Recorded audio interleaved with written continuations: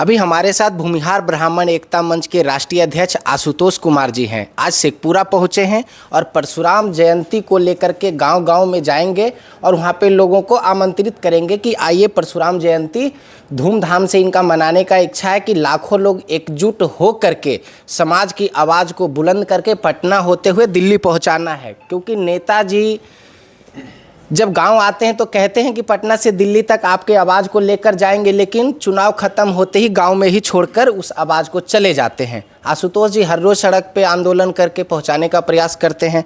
स्वागत है भैया, कैसे हैं आप? धन्यवाद, बहुत बढ़िया है और उम्मीद करते हैं कि आप भी अच्छे होंगे और आपके सब दर्शक भी अच्छे होंगे। परशुराम जयंती को लेकर के आप आज शेखपुरा आए हैं, कहाँ कहाँ जाना है? आज शेखपुरा में लगभग आधा दर्जन से अधिक गाँव का दौरा है। अलग अलग अभी नीमी जा रहे हैं, करकी जाएंगे, अभी हम लोग शंकु जी के पास बैठे हुए हैं। इसी प्रकार से कई, और उसके बाद फिर लदमा भी जाना है कार्यक्रम। तो परशुराम जयंती का आयोजन है और इस संदर्भ में आज लोगों के पास जाकर ये हम लोगों से आग्रह कर रहे हैं, अपील कर रहे हैं कि अपने इष्ट देव के जयंती पर अधिक से अधिक संख्या में भाग लीजिए, सम्मिलित होइए, अपनी सामाजिक एकता का परिचय दीजिए और भगवान परशुराम अपने आराध्य को याद कीजिए, उनको नमन कीजिए। लगातार देख रहे हैं हर एक साल, पहले पटना फिर बेगूसराय, आज शेखपुरा में जो उम्मीद लगाए हुए हैं और अब सिन्हा जी से भी मिले जो बिहार के उप मुख्यमंत्री हैं, उनको भी आमंत्रित कर रहे थे। क्या लगता है कैसा माहौल रहेगा? देखिए, हम लोग प्रत्येक वर्ष अलग अलग ज़िलों में कार्यक्रम करते हैं। पिछले बार हम लोग बेगूसराय में भूमिहार ब्राह्मण महापंचायत किए, उसके पहले पटना के बापू सभागार में परशुराम जयंती का आयोजन किए। आपने देखा होगा उसमें कई दल के नेता पहुँचे, भाजपा, जदयू, राजद, सब लोग पहुँचे।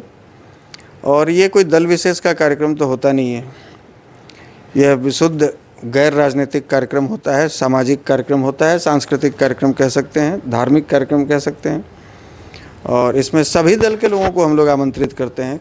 कल माननीय उप मुख्यमंत्री जी को आमंत्रित किए हैं, परसों जदयू के नेताओं को आमंत्रित करेंगे, तरसों राजद के नेताओं को करेंगे, उसके बाद कांग्रेस के नेताओं को करेंगे, लोजपा के नेताओं को। मतलब हमारा कोई ये नहीं है कि दल विशेष के या किसी व्यक्ति विशेष या जाति विशेष के नेताओं को ही आमंत्रित करना है। हमारे भगवान सबके हैं, भगवान विष्णु के छठे अवतार हैं भगवान परशुराम। जिस प्रकार से भगवान विष्णु के अवतार श्री कृष्ण जी हैं, जिस प्रकार भगवान विष्णु के अवतार श्री राम जी हैं, तो सबों के आराध्य हैं। ऐसा नहीं है कि राम जी केवल क्षत्रिय समाज के आराध्य हैं, सबके हैं। कृष्ण जी केवल यदुवंशियों के आराध्य नहीं हैं, सबके हैं। तो भगवान परशुराम भी सबों के हैं। तो हम सबसे आग्रह कर रहे हैं कि आप लोग अधिक से अधिक संख्या में आइए और हमारे इष्ट देव का जयंती मनाइए। पिछले बार जब तेजस्वी यादव जी को आप मंच पे बुलाए थे तो बहुत हो हल्ला हुआ था कि आप परशुराम जयंती में तेजस्वी जी को बुलाए। अब की बार पूरे नेता उस टाइम भी बुलाए थे शायद, या अब की बार फिर ज़्यादा संख्या में बुलाएंगे? देखिए, हो हल्ला करने वालों का कोई मुंह रोक नहीं सकता है। तेजस्वी जी आकर क्या बोले कि भगवान परशुराम को हम नहीं मानते हैं? उन्होंने तो मंच से यही कहा ना कि हम भगवान परशुराम जी के चरणों में सत सत नमन करते हैं, जय परशुराम का नारा लगाया। और क्या चाहिए? आप जिनको आराध्य मान रहे हैं उनको, उनके चरणों में सब लोग शीश नवाने को तैयार है, तो आपको तकलीफ़ क्या है भैया? आकर आपके समाज की कोई बेइज्जती तो नहीं किया? अरे जो भी आपके मंच पर आएगा आपके समाज को सम्मान देने ही आएगा, तो आपको सम्मान लेना भी नहीं आ रहा है तो फिर गलती आपकी है, देने वालों की गलती थोड़ी है।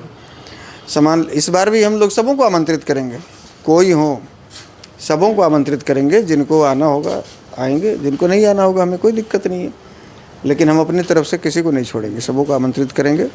और ये पहले भी कहा, फिर से कह रहा हूँ कि ये बिल्कुल विशुद्ध रूप से गैर राजनीतिक कार्यक्रम है, सामाजिक कार्यक्रम है। इस बहाने हम अपनी एकता का परिचय दे रहे हैं, अपने इष्ट को याद कर रहे हैं। जब भी आप कोई कार्यक्रम करते हैं तो वहाँ कई हज़ार या लाखों की संख्या में लोग एकत्रित होते हैं, लेकिन फिर आप बीच में गायब हो जाते हैं, अचानक समाज पे हमला बढ़ जाता है। जैसे अभी गोह का देखा जाए, चाहे नवादा के नारदीगंज का, ऐसा क्यों होता है?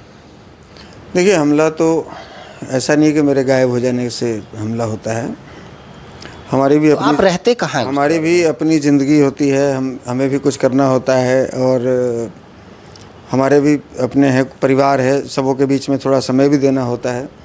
कोशिश करते हैं कि जो इस तरह की घटना घटे तो हम उसमें पहुँचें। जैसे अभी आपने देखा कोच में जो घटना घटी, एक फ़ौजी प्रवीण को लाठी डंडों से पीट कर मार दिया गया, वहाँ हम लोग पहुँचे और परिवार को ये विश्वास दिलाया कि भाई जितनी मेरी क्षमता है, हम लोग सदन में बैठे लोग नहीं हैं, हम लोग मंत्री नहीं हैं, हम लोग संतरी नहीं हैं, हम लोग सरकार में नहीं हैं कि एसपीडीएम को फ़ोन करके और डांट के काम कराएं।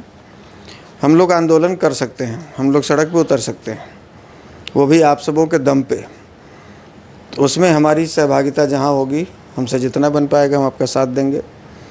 और घटना जो घटती है इसके पीछे का कारण ये होता है, जैसे नारदीगंज की जो घटना का आपने जिक्र किया, ये विगत महीने की घटना है, लेकिन 2 साल पहले इसी घटना को लेकर हम नारदीगंज में उसी परिवार को लेकर थाने में पहुंचे थे रात में।